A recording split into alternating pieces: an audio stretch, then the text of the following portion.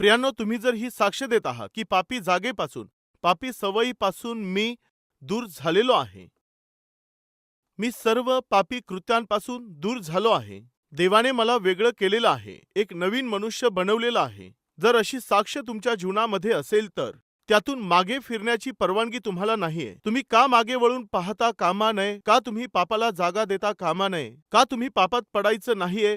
का पापाकडे परत वळायचं नाहीये, मागे पाहायचं नाहीये? तुम्हाला माहितीये, मी सांगू का, एक दिवस एक भाऊ माझ्याकडे आला. प्रार्थनेची मदत घेण्यासाठी तो आला. तो रडत होता. तो रडत असतानाच त्याने मला सांगितलं, पास्टर साहेब, मी एक खूप दारुडा मनुष्य होतो. खूप रागीट व्यक्ती मी होतो. मी अजिबात चांगला व्यक्ती नव्हतो. मी दारू पिऊन घरी येत होतो आणि पत्नीला मी खूप मारत होतो. तिला मी नरक दाखवत होतो. परंतु मी जो असा मनुष्य आहे, मी जेव्हा कल्वरी टेम्पलला आलो तेव्हा माझ्यात बदल झाला व देवाने मला त्या दारूपासून सुटका दिली. पाळक साहेब, त्या जुन्या व घाणेरड्या जीवनापासून मला सुधारलं, एक नवीन मनुष्य मला बनवलं. पास्टर, ही तर खूप आनंदाची गोष्ट होती. त्याने हे आनंदाने सांगण्याच्या ऐवजी पण तो रडत होता. अरे, जेव्हा तू दारुडा होतास, जेव्हा तू सुधारला आहे, तुझ्या जीवनामध्ये परिवर्तन आलेलं आहे, तर तू रडत का आहेस? पास्टर, जेव्हा मी माझं जीवन सुधारलं, मी बाप्तिस्मा घेतला, दारू सोडून मी पवित्र जीवन जगण्यासाठी सुरुवात केली. पास्टर साहेब, माझी जी पत्नी मला सोडून गेली होती, तिच्याकडे जाऊन मी तिला क्षमा मागितली. कृपया तू मला क्षमा कर. मी पहिल्यासारखा दारुडा व्यक्ती आता नाहीये आणि रागिष्ट देखील राहिलो नाही. देवाने माझं जीवन सुधारलं आहे. आपण खूप आनंदाने जगू, शांतीने आपण राहू, सलोख्याने समाधानाने राहू, असं बोलून मी माझ्या पत्नीला अतिशय विनवणी केली. हो, तुम्ही असंच बोलता, त्यानंतर पिता आणि मग मनाला वाटेल तसं वागू लागता. तुमच्यावर कोण भरोसा ठेवील? नको नको. या अगोदरही एक आठवडा पित नव्हते आणि त्यानंतर पुन्हा पिण्यासाठी सुरुवात करायची. अगं, पण आता तसं नाहीये. देवाने माझं जीवन सुधारलेलं आहे. आता आयुष्यभर परत कधीच माघारी फिरण्याची गरज नाहीये. तू माझ्यावर विश्वास ठेव. हे पहा, हा लास्ट आणि फायनल चान्स देते. परत जर तुम्ही पाठीमागे वळून परत दारू पिऊ लागले तर मी तुमचं तोंड कधीच पाहणार नाही. अगं, अशी परिस्थिती आता कधी येणार नाही.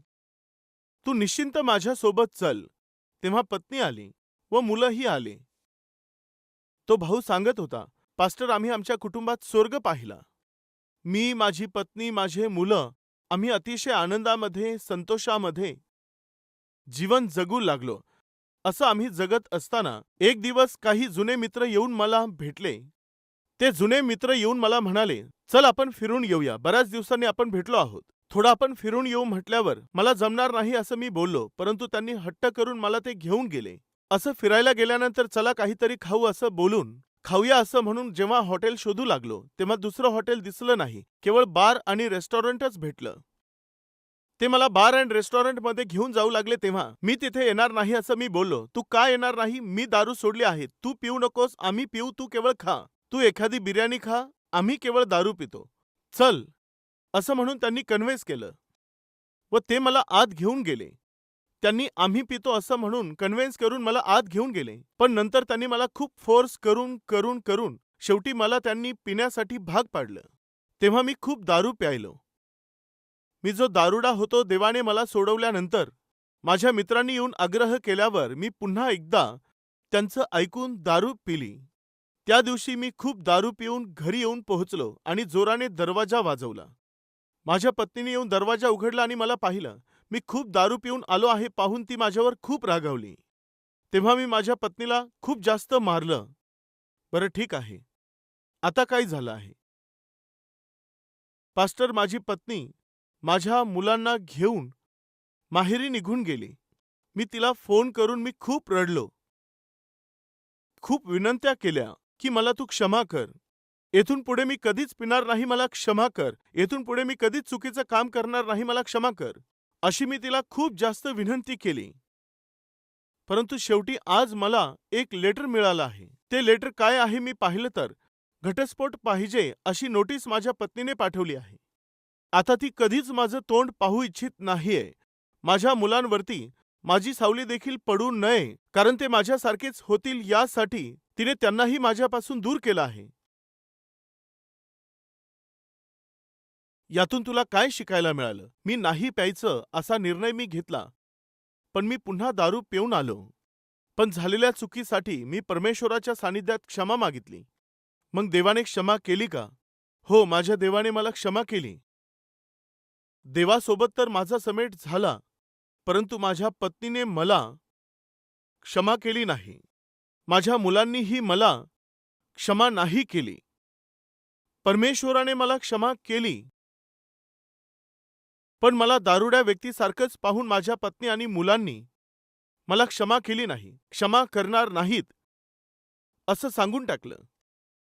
तो भाऊ रडत होता. तो खूप अश्रू गाळत होता. प्रियांनो, आपण यातून काय शिकलं पाहिजे? आजच्या संदेशाचा सारांश काय आहे? अनेकशा संदर्भांमध्ये अनेक लोकांच्या जीवनामध्ये एक प्रकारचा विचार काय असतो माहीत आहे? आपण कोणतंही वाईट कृत्य केलं, कोणतंही पाप केलं, कसंही आपण जगलो, कसंही आपण बोललो व आपण कसंही वागलो, तरी देवाकडे जाऊन क्षमा मागितली तर तो देव मला क्षमा करेल. तुम्ही देवाकडे जाऊन क्षमा मागाल तर देव तुम्हाला क्षमा करणार. परंतु ऐका, ज्या लोकांमध्ये तुम्ही वाईट असं वर्तन केलं, ज्या लोकांसमोर तुम्ही आवेशात येऊन तोंडामध्ये येईल तसे बोलले, ज्या लोकांसमोर तुम्ही दारू पिऊन गोंधळ घातला, ज्या लोकांच्या समोर तुम्ही असभ्य अशा प्रकारचं वर्तन केलं, ते लोक कधीही तुम्हाला क्षमा करणार नाही. एक सत्य आज प्रत्येक व्यक्तीने समजून घ्यायचं आहे, जाणून घ्यायचं आहे. ते कोणतं आहे? तुम्ही चूक केल्यानंतर देवाकडे जाऊन क्षमा मागितली तर देव क्षमा करेल, परंतु लोक मात्र तुम्हाला क्षमा करणार नाहीत. तुमच्या काही लक्षात आलं का? दाविदाने बेतशेबा नावाच्या एका स्त्रीसोबत पाप केलं, तिच्याशी व्यभिचार केला. ती बेतशेबा, तिने निरोप पाठवला, आता मी गर्भवती राहिली आहे, आता पुढे काय करायचं तुम्हीच सांगा. माझा पती घरात नसताना, तो युद्धाला गेलेला असताना तू त्यावेळेला मला बोलावलं आणि माझ्यासोबत पाप केलंस. आता मी गर्भवती राहिलेली आहे, आता सांग काय करू. तेव्हा दाविदाच्या मनात काय विचार आला माहीत आहे? हिचा पती युद्धाला गेलेला आहे, जाऊन त्याला बराच काळ झालेला आहे. आता जेव्हा तो युद्धावरून घरी परत येईल आणि पत्नीला जेव्हा गर्भवती पाहिल, तेव्हा तो तिला म्हणेल, पापी बाई, मी कितीतरी महिन्यांपासून युद्धामध्ये होतो आणि मी आल्यावर तू गर्भवती कशी राहिली आहेस? सांग, हे कोणाचं आहे? कोणासोबत तू पापी कृत्य केलेस? कोणासोबत तू कुकर्म केलंस? सांग. निश्चित बेतशेबेचा पती येऊन त्या बेतशेबेला, तिला तो जाब विचारेल, तिला रागवेल. तेव्हा बेतशेबा त्याला काय म्हणेल? जेव्हा तुम्ही घरी नव्हता, तुम्ही युद्धाला गेले होता ना? हो, सांग कोण होता तो? पण तुम्हाला सर्वांना वाटतं ना तो खूप चांगला आहे. कोण? दावीद. काय दावीद? हो, तो दावीदच. या देशावर राज्य करणारा दावीद, आणि जो तुमच्या सर्वांच्या नजरेमध्ये जो आत्मिक आहे, त्याने मला बोलावलं व माझ्यासोबत पाप केलं. आता मी गर्भवती राहिली आहे. अरे दाविदा, तू हे काय केलंस? मी तुझ्यासाठी व तुझ्या राज्यासाठी जीव धोक्यात घालून युद्ध करत होतो, तेव्हा तू माझ्या पत्नीला एकटी पाहून तिला बोलावून पाप केलंस का? तू वाईट माणूस आहेस. निश्चित उरिया हित्ती दाविदाकडे आला असता की नाही? आला असता. त्याला जाब विचारला असता की नाही? विचारला असता. मग त्याची बेआबरू झाली असती की नाही? बेआबरू निश्चित झाली असती. दाविदाने या सर्वांचा विचार केला. आता माझी बेआबरू होऊ नये यासाठी, उरियाने माझ्याकडे येऊ नये यासाठी, मला जाब विचारू नये यासाठी काय करावं लागेल? जर त्याला मार्गातून दूर केलं तर बरं राहील ना? जर मी त्याचा घात करवला तर मग ठीक होईल ना? प्रियानो, दाविदाने व्यभिचार केल्यानंतर किती किती वाईट कृत्य केले माहीत आहे? आपली एक चूक लपवण्यासाठी त्याने किती वाईट कृत्य केले तुम्हाला माहीत आहे? दाविदाचा अतिशय विश्वासू असा त्याच्या सैनिकामध्ये जो एक सेनापती होता, तो यवाब नावाचा जो एक सेनापती होता, तेव्हा दाविदाने एक पत्र लिहून ते पत्र उरियाच्या हाती देऊन यवाबाकडे पाठवून दिलं. तेव्हा त्या यवाबाकडे उरिया दाविदाने दिलेलं पत्र घेऊन आला. यवाबा, हा उरिया वाचता कामा नये. ज्या जागी घनघोर युद्ध चाललेलं आहे त्या ठिकाणी उरियाला तुम्ही सोडा. उरिया जिवंत राहता कामा नये. जर एक मेंढरू सिंहाच्या तोंडात सापडलं तर दाविदाला ते सहन होत नव्हतं. एखादा प्राणी, एखादं मेंढरू जर मरू लागलं तर दाविदाला तळमळ येत असायची. पण असा हा दावीद अतिशय विश्वासू असणाऱ्या उरियाला मारण्यासाठी का सांगत असेल? त्याची हत्या करण्यासाठी का सांगत आहे? याच्या पाठीमागे निश्चित काहीतरी चाललेलं असणार आहे. युद्ध करण्यासाठी आलं पाहिजे, दाविदाने युद्धाला आला नाही. या उरियाचं घर दाविदाच्या शेजारीच आहे आणि उरियाची पत्नी अतिशय सुंदर आहे. आता हा उरियाला मारून टाकण्यास सांगत आहे. तिकडे निश्चित काहीतरी चाललेलं आहे वाटतं. प्रियांनो, योआब काही मूर्ख मनुष्य नव्हता. तो खूप मोठ्या अशा सैन्याचा एक सेनापती होता. दाविदाने लिहिलेल्या त्या पत्राच्या पाठीमागे जे षड्यंत्र होतं ते कुठे ना कुठे त्याने समजून घेतलं. ठीक आहे, दाविदाने तर मारायला सांगितलं आहे, म्हणून त्याने उरियाला मारून टाकलं. दाविदाने उरियाला मार्गातून दूर केलं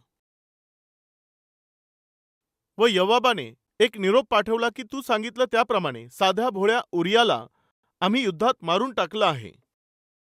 दाविदाने विचार केला, आता समस्या दूर झाली, अडचण दूर झाली. आता कोणी मला विचारणार नाही.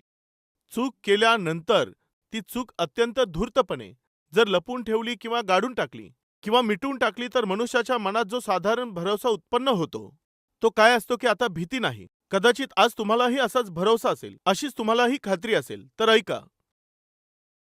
एक दिवस नाथान संदेष्टा दाविदाकडे आला आणि दाविदाकडे येऊन त्याने त्याला त्याचं सर्व पाप दाखवून दिलं. दाविदाचं पाप त्याला दाखवलं तेव्हा दाविदाने आपली चूक कबूल केली. हो, तो दुष्ट मीच आहे, तो पापी मनुष्य मीच आहे, तो वाईट व्यक्ती मीच आहे.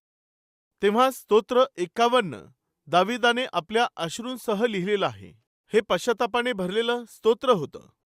कृपया ऐका. दाविदाने पश्चाताप केला, क्षमा देखील मागितली. परमेश्वराने दाविदाला क्षमाही केली. परंतु योआबाने मात्र दाविदाला क्षमा केली नाही. दाविदा, एका साध्या सुध्या माणसाच्या जीवनाशी तू खेळलास का? एखाद्या साध्या माणसाच्या पत्नीला तू बोलावून घेऊन तिच्या पतीचा घात करून त्याच्या पत्नीशी लग्न केलंस. तू किती दुष्ट माणूस आहेस. वरून तू आत्मिक असा दिसून येत आहेस, परंतु आतून तुझ्यामध्ये लांडग्यासारखा स्वभाव आहे. यस, त्या प्रसंगामध्ये दाविदाने चूक केली, मोठं पाप केलं, पण त्याने क्षमा मागितली ना, आणि देवानेही क्षमा केली ना. परमेश्वराने तर क्षमा केली, परंतु ऐका भाऊ आणि बहिणींनो, योआबाने मात्र क्षमा केली नाही. आता तुम्ही म्हणाल, माणसांनी क्षमा केली तरी काय, क्षमा नाही केली तरी काय? माझ्या आजूबाजूच्या लोकांनी क्षमा केली तरी काय आणि नाही केली तरी काय? कृपा करून लक्ष द्या. आपण अजून स्वर्गामध्ये नाही आहोत. आपण या पृथ्वीवरती मनुष्यांमध्येच आहोत. लोकांमध्ये राहत असणारे आपण लोकांकडून जर क्षमा प्राप्त करून घेतली नाही तर, त्यांच्याशी सलोख्याने आपण जगलो नाही तर नरक व नरकच मिळेल. त्याचाच अनुभव आपल्याला येईल. दाविदाने त्याचा अनुभव घेतला. कशा प्रकारे? त्याचा मुलगा अबशालोम दाविदाच्या विरुद्ध उभा राहिला. असा जेव्हा तो विरोधात उभा राहिला तेव्हा दाविदाने योआब आणि अभिषय याला आणि तसंच एका तिसऱ्या व्यक्तीला, त्या तिघांनाही बोलावलं. हे तिघे सेनापती होते. दावीद म्हणाला, अबशालोमाला हात लावू नका. अबशालोम माझा प्रिय मुलगा आहे. तो असमंजसपणे उतावळी करून माझ्या विरोधामध्ये तो उभा राहिलेला आहे. तुम्ही त्याला हात लावू नका, त्याने सांगितलं. आता ही राज आज्ञा होती. राजाच्या आज्ञेला कोण मोडू शकेल जरा सांगा. आता कुणीतरी योआबाला माहिती दिली, अबशालोमाचे जे केस होते ते झाडाला लटकले आहेत आणि अबशालोम तेथे अडकला आहे. तेव्हा योआब तिकडे गेला व दाविदाच्या आज्ञेकडे त्याने लक्ष न देता त्याने दाविदाचा प्रिय मुलगा अबशालोम याला मारून टाकलं. दाविदाने आज्ञा करून देखील दाविदाच्या आज्ञेकडे लक्ष न देता योआबाने जाऊन दाविदाच्या मुलाला मारून टाकल्यावर आता दावीद शांत राहणार का? अरे तो दुष्ट योआब, त्याला बोलवा, बोलवा त्या योआबाला, त्याचे मी तुकडे तुकडे करून टाकतो, असं म्हटलं पाहिजे की नाही? योआबाने अबशालोमाला मारलं आहे हे ऐकल्यानंतर दाविदाचे हातपाय चालणं बंद झालं. तो योआबाला बोलावू शकला नाही, योआबाला जाबही विचारू शकला नाही, त्याच्यावर रागावू शकला नाही, योआबाला दंड देऊ शकला नाही. याचं कारण ठाऊक आहे. योआबा, माझा मुलगा अबशालोम, ज्याला बरं वाईट काही समजत नव्हतं, त्याला तू का मारलंस? तू त्याच्यावरती हात का टाकलास? का तू त्याचा प्राण घेतलास? जर दाविदाने असं विचारलं असतं तर योवाबाने दाविदाकडे असं पाहून, मग तुला नेमकं काय झालं होतं? तू का एका गरीब व्यक्तीच्या आयुष्याशी खेळलास? तू का एका गरीब व्यक्तीला असं क्रूरपणे मारून टाकलंस? त्याच्या बायकोशी व्यभिचार करून तिच्या नवऱ्याला तू रस्त्यामधून दूर केलंस आणि त्याच्या बायकोला तू स्वतःची बायको बनवलंस. तुझा मुलगा मेल्यानंतर आता तुला समजलं का वेदना काय असतात? आता तुझा मुलगा मेल्यानंतर तुला समजलं का दुःख काय असतं? मग तू उरियाला का मारलंस? माझ्या प्रश्नाचं दाविदा उत्तर दे. कदाचित योवाबाने मला प्रश्न करू नये, मला जाब विचारू नये, असं म्हणून दावीद त्याने आपल्या आयुष्यभर आपल्या पुत्राविषयी रडतच त्याने दिवस घालवले. याचं कारण ठाऊक आहे. देवाने तर क्षमा केली, पण योवाबाने क्षमा केली नाही. त्याच्याकडे काम करणाऱ्या व्यक्तीनेच दाविदाला क्षमा केली नाही. पहिलं. आणि दुसरं, दाविदाचा अतिशय प्रमुख सल्लागार म्हणून एक महत्त्वपूर्ण असा मंत्री होता. त्याचं नाव काय होतं ठाऊक आहे? अहितोफेल. मी आता जे तुम्हाला सांगत आहे त्या सर्व घटना शमूएलाचे दुसरे पुस्तक 12व्या अध्यायापासून 17 ते 18 अध्यायापर्यंत तुम्हाला दिसून येतील. दाविदाच्या मंत्रिमंडळात एक सल्लागार होता. तो अहितोफेल. त्याने सल्ला दिला तर त्याचा तो सल्ला परमेश्वरानेच दिलेला सल्ला आहे अशा प्रकारे मानल्या जात होतं. शमूएलाचे दुसरे पुस्तक अध्याय 16 वचन 23 मध्ये आपण ते पाहूया. त्या काळात अहितोफेल जी मसलत देत असे ती जशी काय देवाजवळ मागितलेल्या कौलाप्रमाणे असे. दावीद व अबशालोम ह्या दोघांना जी मसलत तो देत असे ती अशीच असे. प्रियांनो, हा जो मंत्री आहे तो दाविदाला सल्ला देणारा अहितोफेल होता. परंतु काय घडलं माहीत आहे? जेव्हा दाविदाने बेतशेबा हिच्या पतीला मारून टाकलं होतं आणि जेव्हा त्याने बेतशेबा हिला आपली पत्नी बनवलं, अहितोफेल देखील त्याचा शत्रू बनला. तो देखील त्याचा विरोध करू लागला. आता अबशालोमाशी मिळून अहितोफेल त्याला काय सल्ला देऊ लागला माहितीये? अध्याय 17 सुरुवातीचे काही वचने वाचतो. अहितोफेल अबशालोमाला म्हणाला, मला परवानगी दे, म्हणजे मी 12,000 पुरुष निवडून घेऊन रातोरात दाविदाचा पाठलाग करतो. तो थकला भागलेला व कमकुवत असता मी त्याच्यावर छापा घालून त्याला घाबरे करीन. त्याच्याबरोबरचे सर्व लोक पळून जातील आणि मग मी राजालाच तेवढे मारीन आणि मी सर्व लोकांना तुझ्याकडे परत आणीन. ज्याच्या मागे तू लागला आहेस त्याचा अंत झाला, म्हणजे सर्व लोक तुझ्याकडे फिरलेच म्हणायचे. प्रियांनो, हा जो अहितोफेल कोण होता माहीत आहे? तो दाविदाचा प्रमुख सल्लागार होता, मंत्री होता. मग हा का त्याचा शत्रू बनला होता? तिकडे योवाब जो अतिशय विश्वासू सेनापती होता तो शत्रू बनला आणि अतिशय विश्वासू असा सल्लागार असणारा अहितोफेल तो देखील शत्रू बनला. याचं कारण ठाऊक आहे? तुम्हाला जाणून घ्यायचं आहे का? पहा 11 अध्याय 2 वचनाच्या 3 लाईनपासून. तेव्हा एक स्त्री स्नान करताना त्याने तेथून पाहिली. ती स्त्री दिसायला फार सुंदर होती. मग दाविदाने चाकर पाठवून त्या स्त्रीविषयी विचारपूस केली. तेव्हा कोणीतरी म्हटले, ती अलियामाची कन्या. ही बतशेबा कोणाची मुलगी होती? ती अलियामाची मुलगी होती. खरं तर हा अलियाम कोणाचा मुलगा होता माहीत आहे? शमूएलाचे दुसरे पुस्तक 23 अध्याय 34 वचन. माकातीचा पुत्र अहसबय ह्याचा पुत्र अलीफलेट. अहितोफेल गिलोनी ह्याचा पुत्र अलियाम. हा अलियाम हा कोणाचा मुलगा होता सांगा? अहितोफेल ह्याचा मुलगा होता. अहितोफेल ह्याचा मुलगा होता अलियाम आणि अलियाम याची मुलगी होती बतशेबा. आता ही बतशेबा अहितोफेलाची कोण झाली? ती त्याची नात होती. दावीद कोणाच्या जीवनाशी खेळ खेळला होता? त्याच्या नातीच्या जीवनाशी, तिच्या कुटुंबाशी तो खेळला. अहितोफेल त्याला क्षमा करू शकला का? दाविदा, एवढ्या विश्वासूपणे राहून आम्ही तुझ्यासोबत कार्य करत आहोत, तर तू आमच्याच कुटुंबाशी खेळ खेळत आहे. तू आमच्याच मुलांचं कुटुंब उद्ध्वस्त करत आहे. आम्हाला हे सहन होणार नाही. आम्ही हे खपून घेणार नाही. दाविदाचं पाप देवाने क्षमा केलं, परंतु अहितोफेलाने क्षमा केली नाही. त्याने दाविदाला मारण्याचा प्रयत्न केला. योवाबानेही क्षमा केली नाही. त्याने दाविदाच्या पुत्राला मारून टाकलं. त्या दोघांमुळेही दाविदाची मोठी हानी झाली. या लोकांनी का क्षमा केली नाही ठाऊक आहे? ते दाविदाकडे पाहत होते तेव्हा दाविदाबद्दल खूप चांगले विचार ते ठेवत होते. परंतु तशी आत्मिकता दाविदात दिसून आली नाही आणि वरून दाविदाने जे पाप केलं ते खूप मोठं होतं. त्याने देवाकडे क्षमा मागितली तरी देखील योवाबाने क्षमा केली नाही, अहितोफेलाने क्षमा केली नाही. व त्यामुळे दाविदाच्या अतिशय जवळचे योवाब व अहितोफेल हे एका शत्रूप्रमाणे बनले. ते दाविदाच्या विरुद्ध उभे राहिले. दाविदाच्या विरुद्ध ते षड्यंत्र रचू लागले. त्यांनी दाविदाच्या विरुद्ध कट रचले.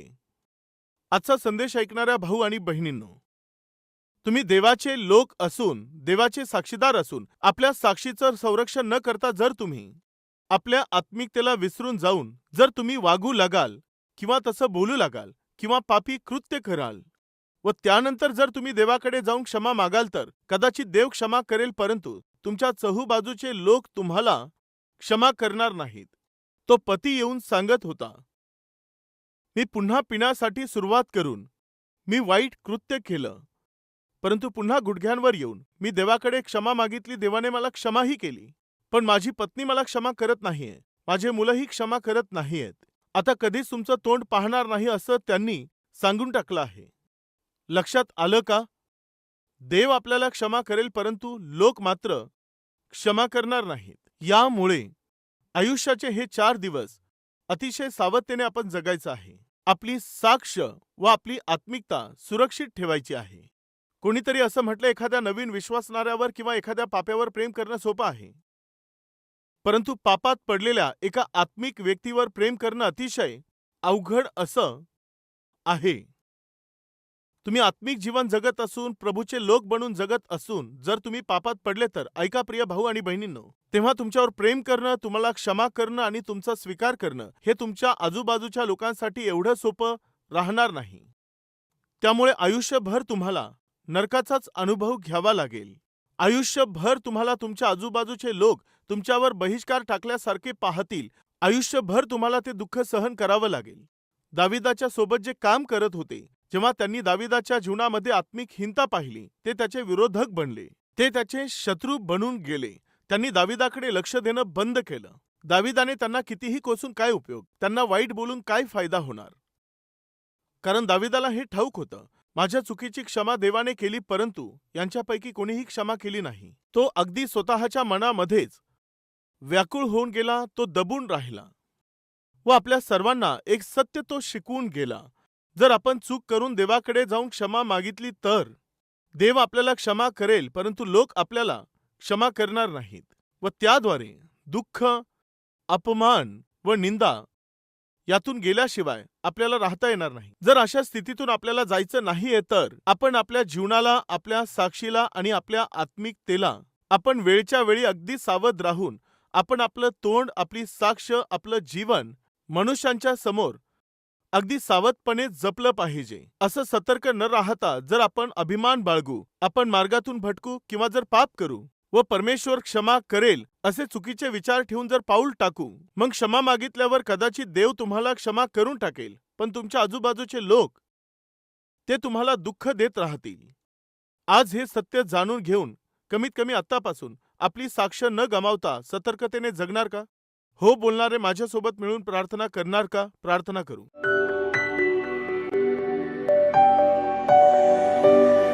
महान, पवित्र, प्रेमळ परमेश्वर देवा, वेळच्या वेळेला नवीन दृष्टिकोनासह तू आमच्याशी बोलत आहेस. आम्ही जर चूक केली तर तू क्षमा करणारा देव आहेस हे जाणून जर आम्ही गोष्टींना क्षुल्लक लेखून पाप केलं तर व मनमर्जीने जीवन जगून तुझ्याकडे येऊन आम्ही पुन्हा क्षमा मागितली तर कदाचित तू क्षमा करशील, पण चहूबाजूचे जे लोक पाहत आहेत ते क्षमा करणार नाहीत. देवा, योवाब आणि अहितोफेल यांनी क्षमा केली नाही. दाविदाला तुझ्याकडून क्षमा मिळाल्यानंतर देखील देवा त्याला घरात व घराबाहेर प्रभू मानसिकरित्या आणि शारीरिकरित्या आपल्या मरेपर्यंत दुःख भोगत राहावं लागलं. हे सत्य तू बायबलमध्ये लिहून ठेवलंस बापा, यासाठी की आम्ही सावध असावं. येथून पुढे आम्ही सावध राहून स्वतःचं संरक्षण करून तुझ्या कृपेत राहून आम्ही आमच्या साक्षीला जपून तुझं गौरव करण्याचं सौभाग्य तू आम्हातील प्रत्येकाला दे. येशूच्या नावाने प्रार्थना मागतो बापा, आमेन.